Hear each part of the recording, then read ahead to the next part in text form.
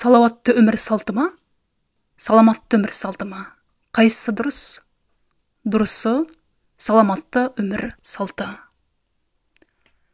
Көрнекті ғалым, филология ғылымдарының докторы, профессор Нұргелді Уәли ол жайында былай дейді. Ел құлағына жете берсін. Реті келіп тұрғанда тағы да айтуға тура келеді. Әлеуметтік үні ерекше болғандықтан салауатты өмір. Салауатты өмір салты дегенді күн сайын айтып, күн сайын жазып жатамыз. Дұрысы, саламатты өмір. Саламатты өмір салты.